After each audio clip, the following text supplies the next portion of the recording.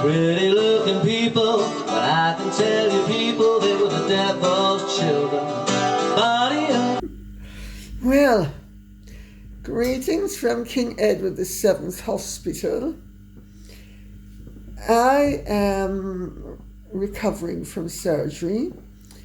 My son Dima posted something on X on Tuesday saying that I had surgery.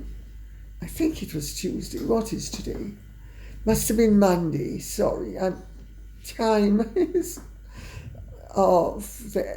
it's befuddled, but I'm going to just plow through because I am slightly befuddled, as you will see, because I have been under the most terrible strain.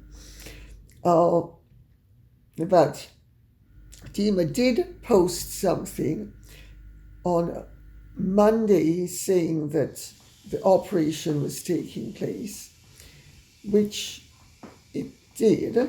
I think it was Monday. I've lost a sense of time.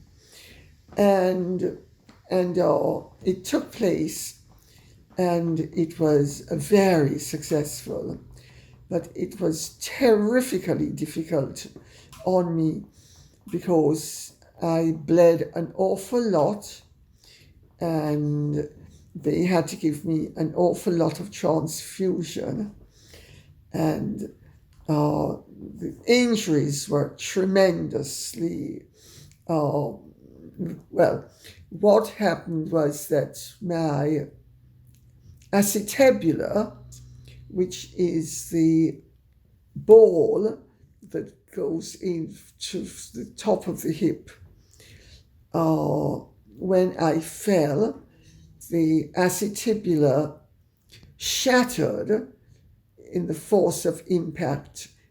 So all of that needed to be repaired. And then that broke my pelvis. So it's two very serious injuries, both of which are evidently very painful.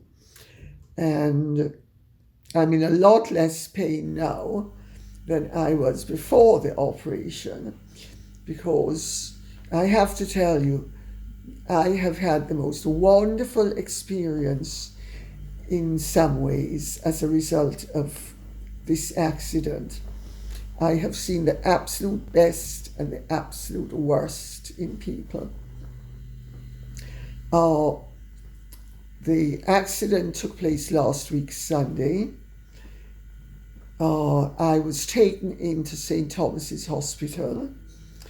They were hopeful that I would be removed on the Monday morning to King's College because my primary injury was pelvic rather than hip, although the acetabula is the hip. And so I was supposed to be moved on Monday morning. I wasn't. I was then supposed to be moved on Monday evening. I wasn't. I was supposed to be moved on Tuesday. I wasn't. And then one of the consultants came in and saw me and made it clear that I might not be operated on for 2 or 3 weeks, because the protocol is that even though I had one of the most painful injuries that it is possible to have, and one of the most serious injuries that it is possible to have, because the bone hadn't penetrated the skin, I would have to join the back of the queue. Even though I am 76 years old, the older you are, the harder it is to recover from something like this.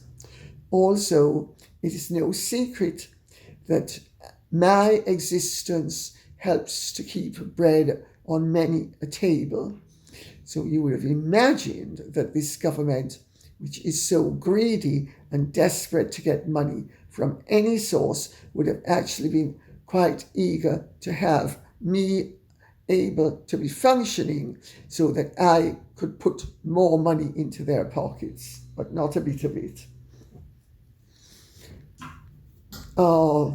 they have their protocols, and so by Wednesday it became apparent that if I had any chance of survival, and now this is where my GP kicked in, because she became very concerned for my survival, because the longer this went on for, because I couldn't be moved, the pain when I was moved until the acetibular was repaired was excruciating.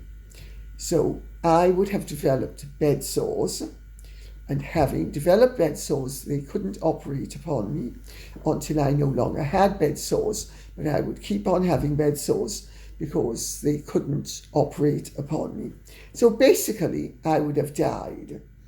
And when it became apparent that that was the path down which I was set, and that basically also there is the attitude in the NHS that if you are over 70 years old, your life isn't worth saving, even if your life would make a huge difference to the existence of others.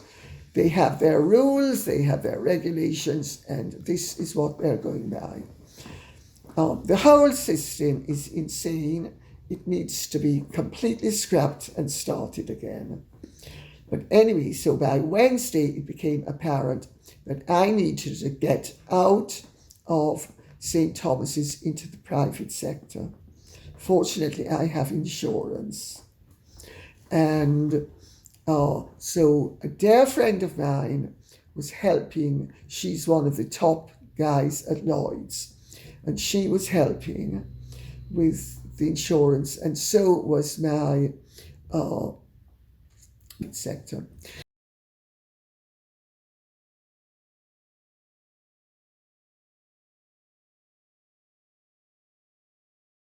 My son, Dima, got me into, ironically enough, to try to get me to the private sector in Brighton. One of the wonderful experiences of all of this is what happened with mental health surgery.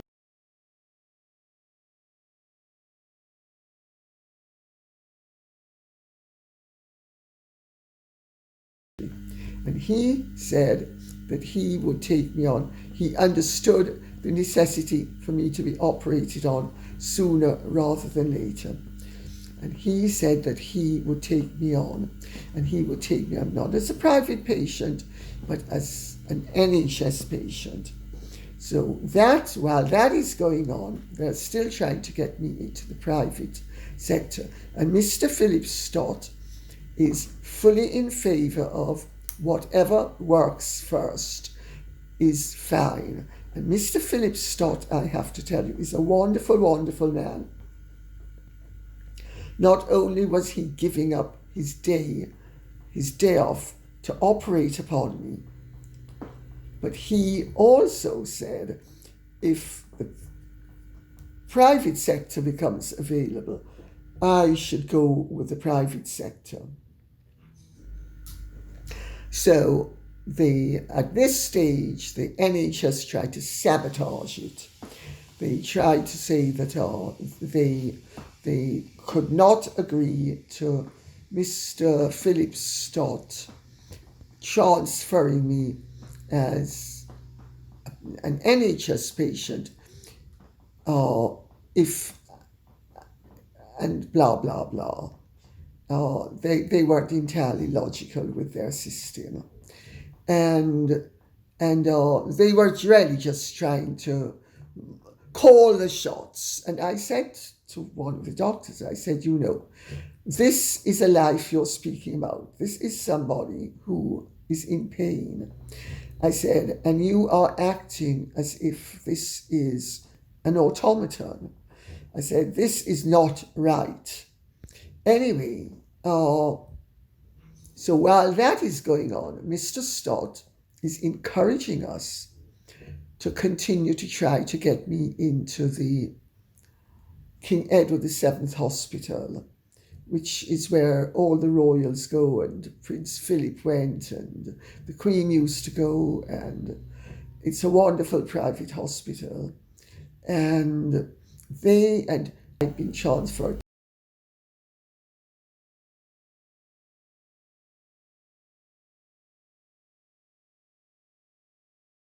to one of the public hospitals that he worked at, but they weren't transferring me because, of course, why would they bother to transfer me?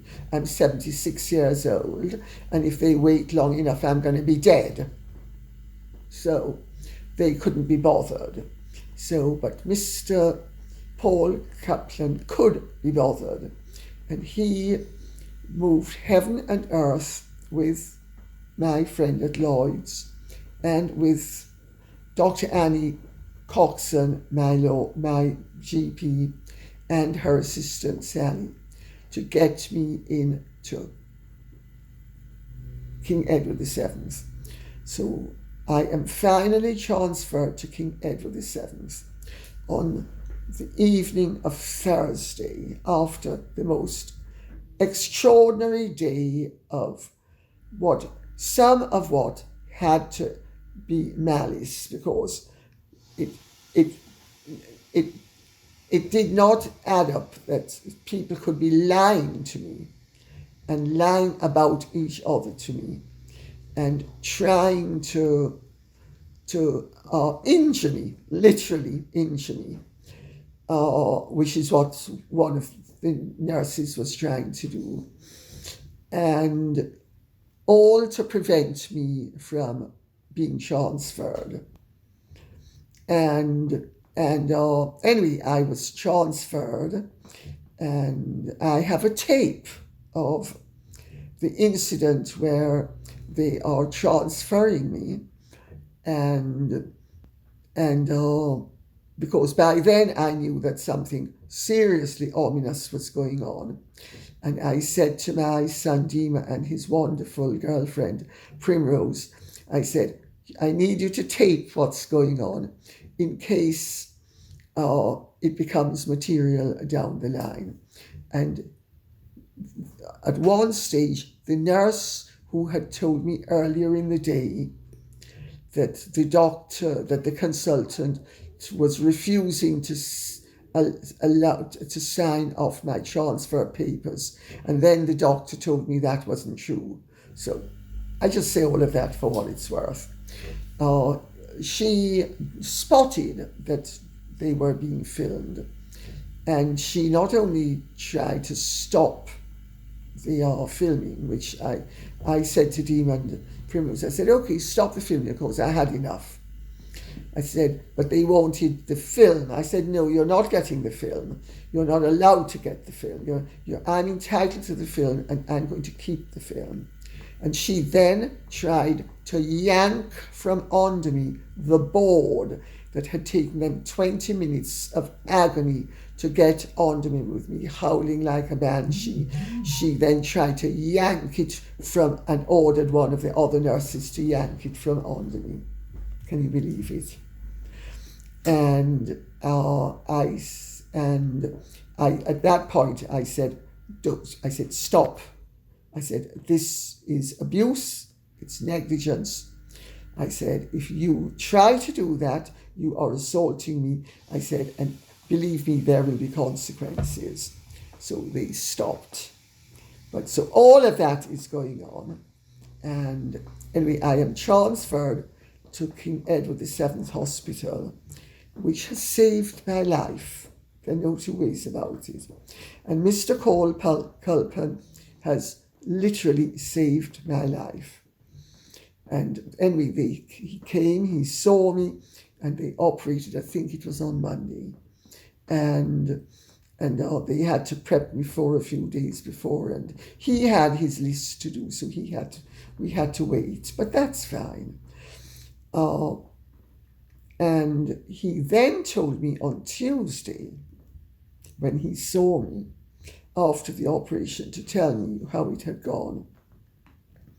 He said, you need to know that while you were on the operating table, before we started the operation, he said, I can't believe it. And he said to me, they were disputing the need for us to have 2 surgeons.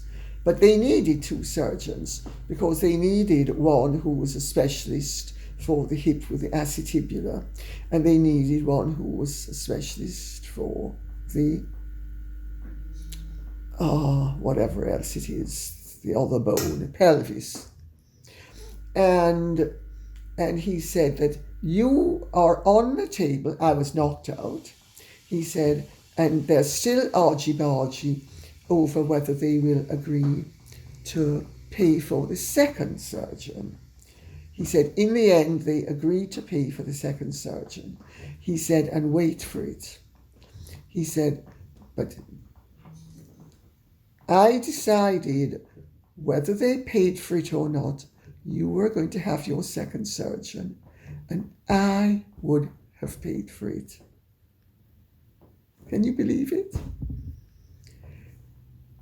So both Mr. Paul Culpan and Mr. Phillip Stott were so generous and kind and wanted to do what was best for me as an individual.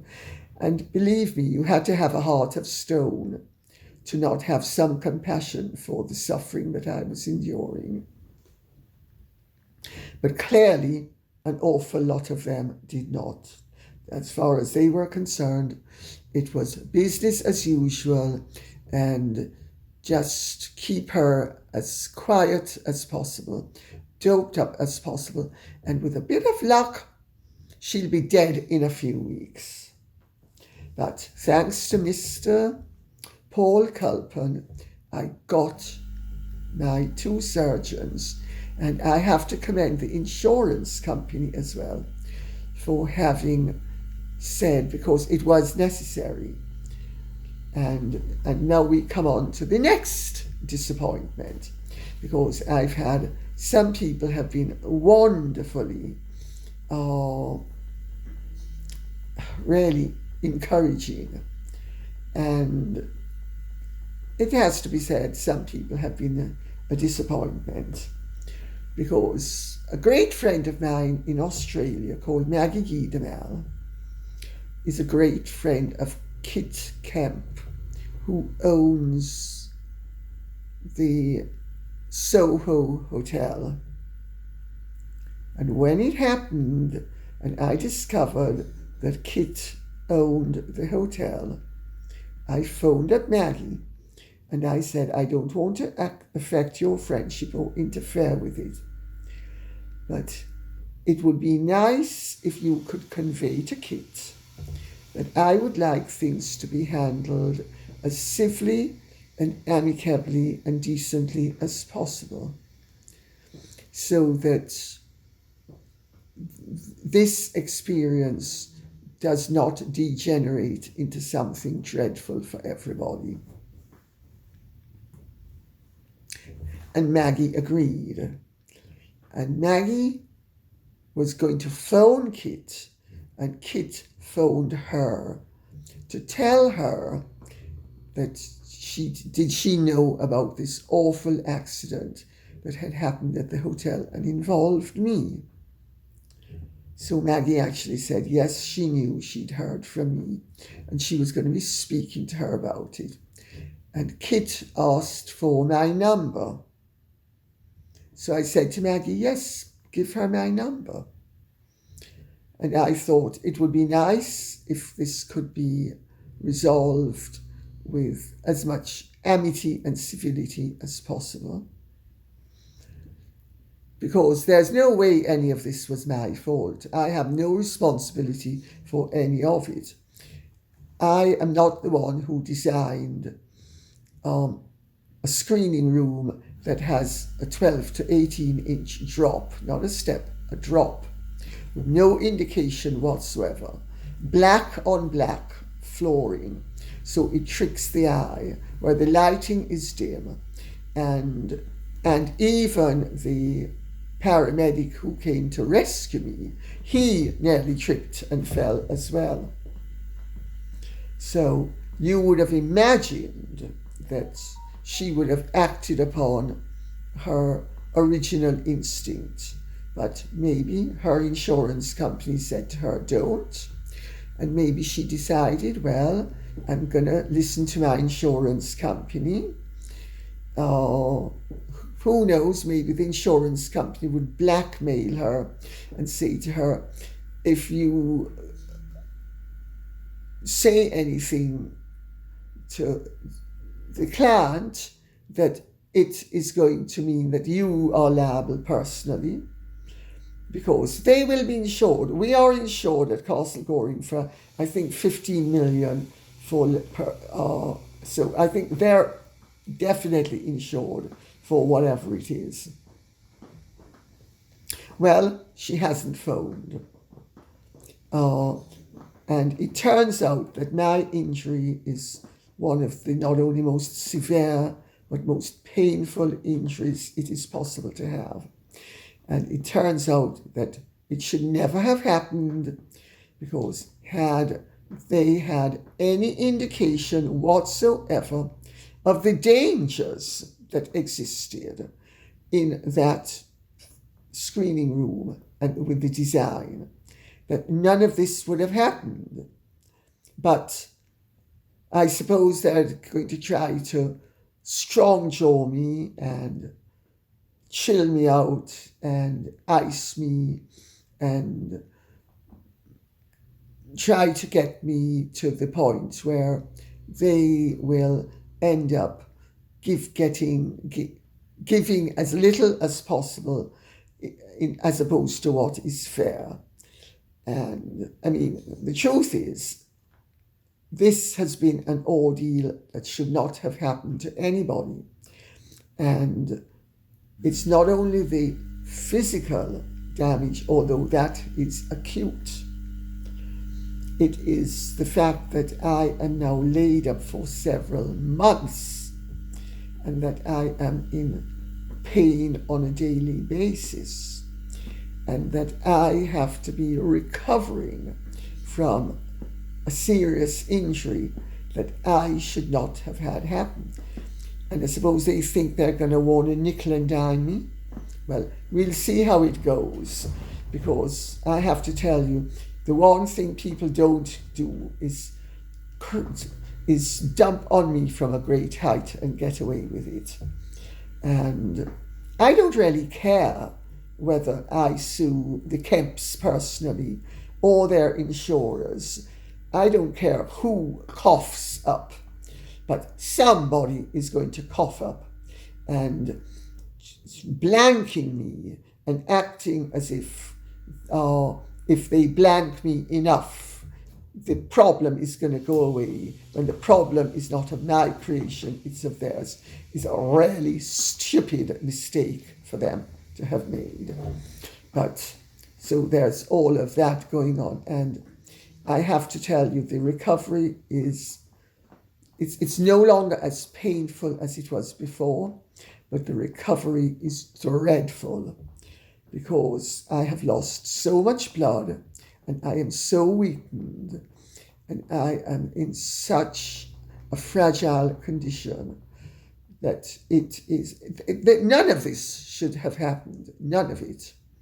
And to think that Kit Kemp could have made it a hell of a lot better for herself and for me by acting upon her decent sentiments. Well, she hasn't. Surprise, surprise. Surprise, surprise.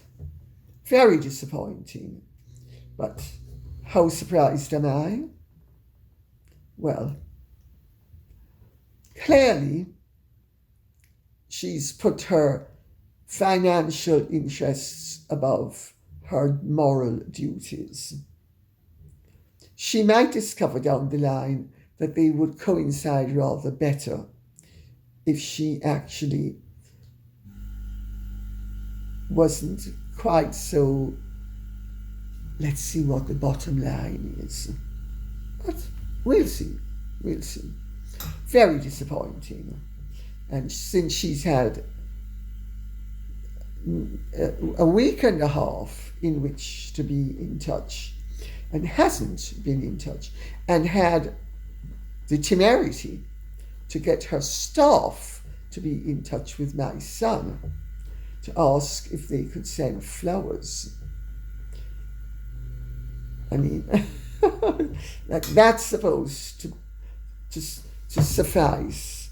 So I'm supposed to endure months of agony, and they're going to pat themselves on the back because they offered to send flowers. Not Kit, the staff.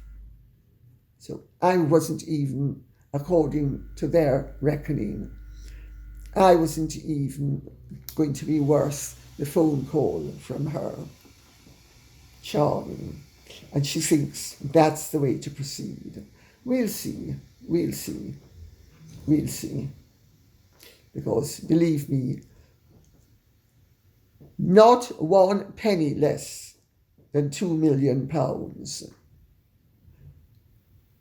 would I regard as acceptable compensation for the agony that I have endured and that I am going to have to endure for the next several months. Evidently, the breakage I had, every time you touch it, it's as bad as childbirth. And my childbirth lasted for 7 or 8 days. Charming. Ms. Money says, I can't imagine that Meghan would voluntarily give up her hostage, husband, unless she managed to hook up with someone mega rich. That's unlikely to happen. Now she is aging and has garnered such a toxic reputation. I should rarely tear myself away from the Harry and Meghan saga, but I can't get over how 2 people who literally had the world at their feet and who had such potential to do good in the world have messed up so badly. It's almost Shakespearean in terms of tragedy, especially in how they continue to impact on their families. And there, my dear, we have it in a nutshell, because it is the continuing impact upon the families. And make no mistake about it, some of the awkward and some of the untoward and some of the inconvenient and some of the, shall we say, destructive information that sees the light of day, sees it because it is, as far as, let me put it this way, Harry has accused the Queen and the King and William and Catherine of leaking information about him and Meghan to damage them.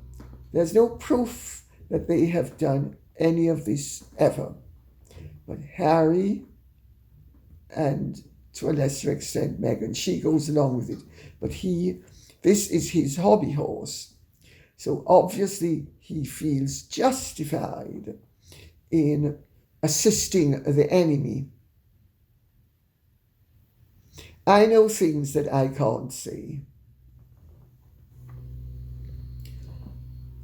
All I can say is, if I were in the shoes of his father and brother, I would wish that this were Plantagenet, England, and Harry could go for a swim in a vat of Malmsey. Let's put it that way. But she plays games, and she has people thinking that she and Harry are falling out because she posts things about his children that he doesn't want her to post. Meghan does exactly as she pleases, and Harry sucks it up. As Harry told the late Queen, in terms of his desire to marry Meghan, if you don't like it, you're just going to have to suck it up. Harry knows an awful lot about sucking it up.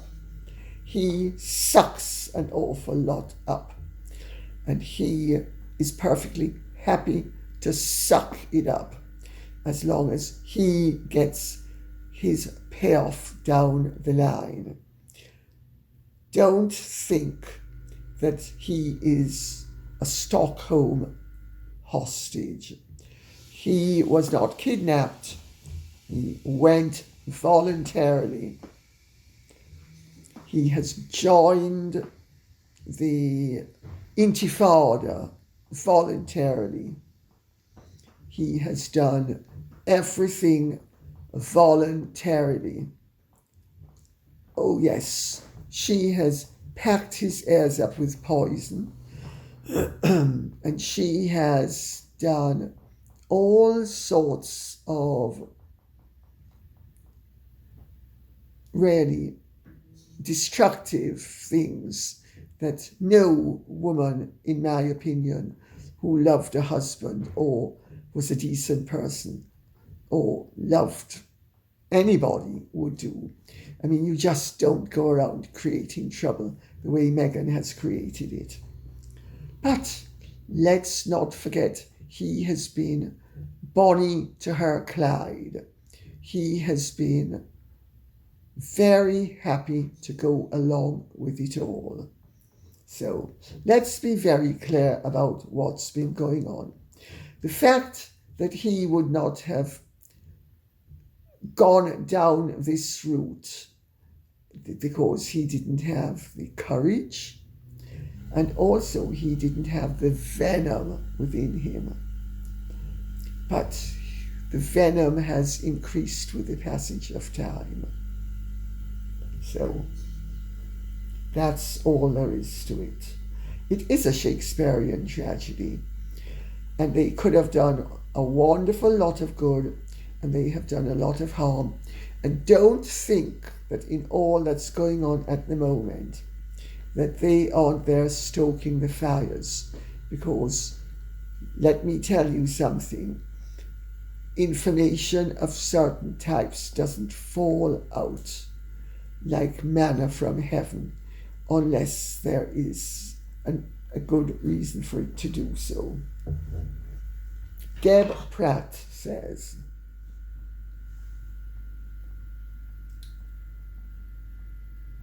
Lady C, thank you for continuing your videos while in such a difficult position. Well, I have to tell you, it helps me to keep a sense of sanity and a sense of regularity, and it helps to keep my brain functional and focused, and it helps to prevent me from sinking into the morass of nothing but pain and anguish. Discipline does have its rewards. No apologies are needed when you need to take a sip of water. Thank you. We're all with you, hoping you get the proper care that you deserve. Thank you, and I am getting it. I am getting excellent care at King Edward VII Hospital.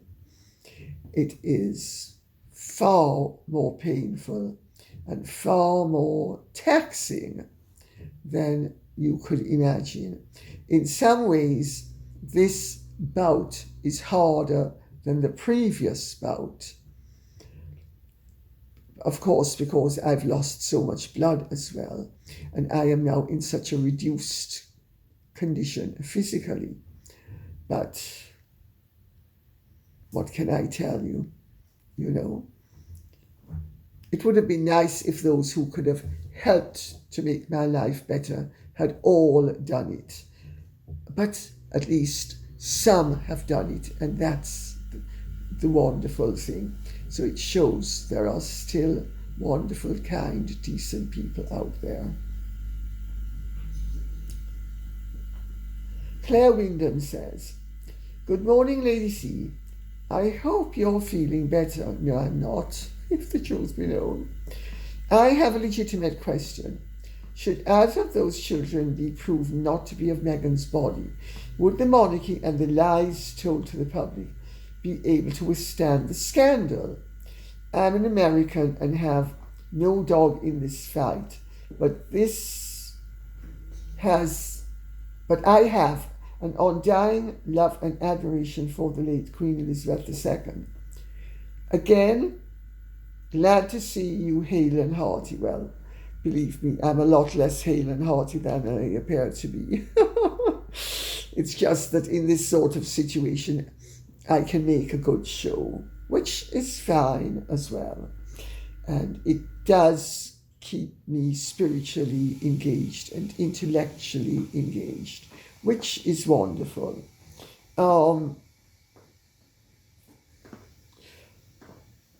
This has been one of the big fears that the family has had, that Meghan has set up the situation that no matter which way the chips fall, that they lose and they are seen to have been complicit, when in fact they were not complicit in any way, shape or form with anything, and their hand has been forced all along, and they have been constrained all along by rules and regulations, laws and protocols, while Meghan and Harry, of course, have no such constraints. And remember what Harry said? Meghan's capable of anything. She'll do anything. And she has proven it. She will do anything. She has created a situation where, on the one hand, it is plausible that she never gave birth to those children. And on the other hand, it is plausible that if she did give birth to those children, she set up the situation in such a way that it would appear as if she did not have to have given birth to those children. This is really mind screwing time. The word usually begins with an F, but I'm not going to use it. But this is serious mind games. This is serious malice. This is serious nastiness. This is serious, such convoluted and such, really, in my opinion, psychopathic behaviour that really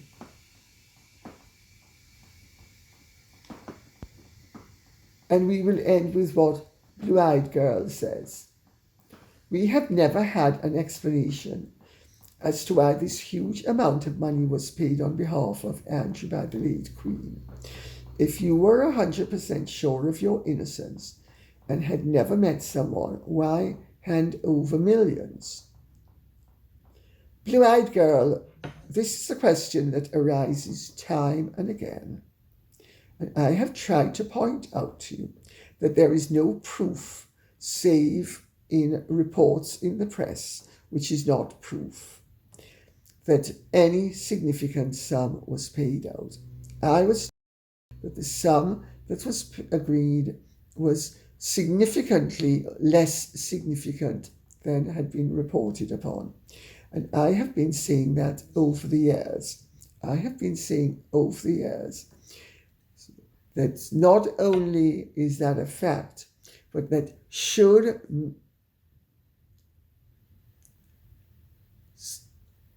Giuffre die, that it would be very unlikely that the significant sums that people have expected to show up will show up.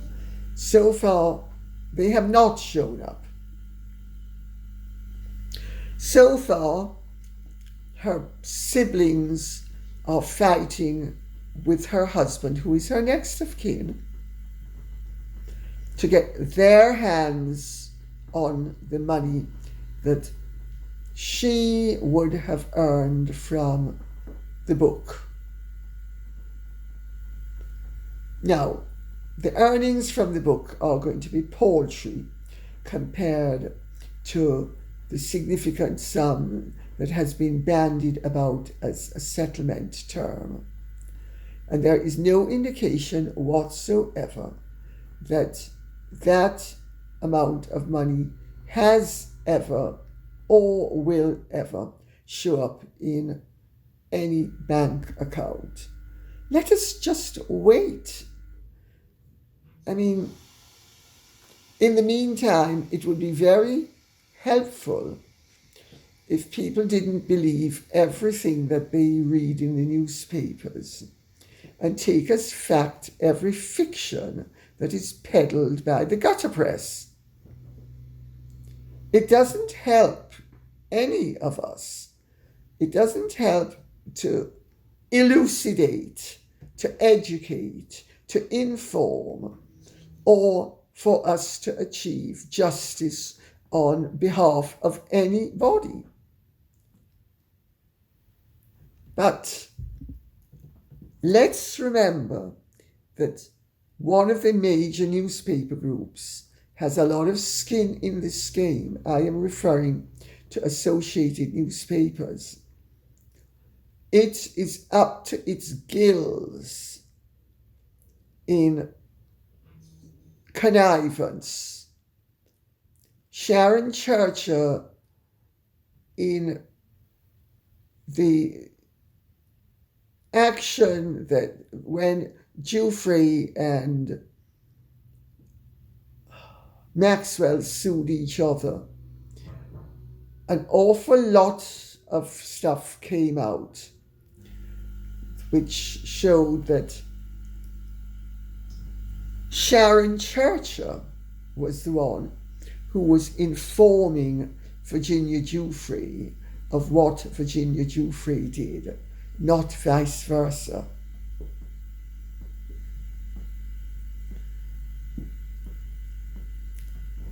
I have said all along, and I'm going to repeat it again, that I feel very sorry for Virginia Giuffre, because I do think she was a deeply disturbed young woman. I understand that several people have made the point that she never in one of her depositions ever accused her father of anything untoward until she wrote this memoir. Well, that right there tells you an awful lot. And I think that she managed to get away from a very evil world, and she managed to have a good life with a good man and 3 lovely children. And you notice his reputation is being trashed by her family. Her family wants Prince Andrew, and I'm calling him Prince Andrew because I think it's absolutely outrageous that somebody who has committed no crime has been treated in the abominable way that he has been, notwithstanding the fact that really I do think he should retire from public life, because I think his behaviour has been in many ways reprehensible, but we are speaking about degrees of dreadfulness now. But he has been traduced in a way that nobody else has been traduced. Bill Clinton, Bill Gates, Hillary Clinton, none of them has been traduced the way Andrew has been traduced. And all of the admission of a girl that she was paid $15,000 for giving him a good time. And that was not illegal in England.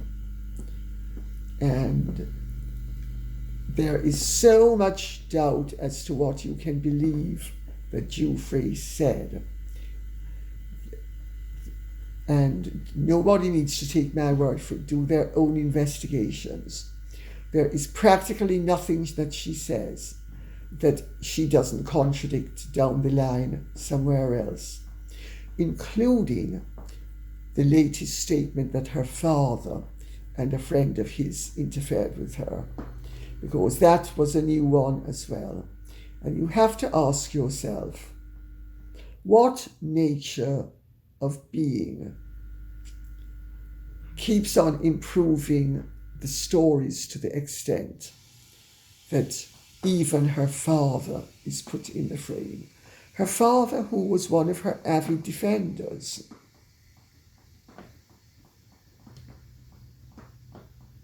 And I know other people have their point of view and they're entitled to it, but I'm entitled to mine. I go of a strictly rationalist point of view. And I do not think that somebody who for 30 years was telling one story and then flips around and tells another. I don't believe the story when it's after 30 years and they have a book to sell. I'm sorry. If other people want to believe it, they're entitled to. But, so yes, we are at the moment surrounded by a maelstrom of really rather destructive claims and elements taking place in the royal family. Don't think that there is not an existential threat to the royal family, because there is. Harry and Meghan have made themselves a part of it. Virginia Giuffre made herself a part of it. Will the royal family be able to survive all of this? I suspect it will, and I hope it will. Will it survive unscathed? I'm not so sure, because people are very irrational when it comes on to claims of interference and underage matters. And it seems that very often nowadays the accusation is all that's necessary for the conclusion to be arrived at and the condemnation to take place. Are we going to be substituting it with something better? You can depend on it, we won't. Anything we substitute it with is going to be worse. Wait for it. It will happen, if it does happen. But I'm hoping it won't happen.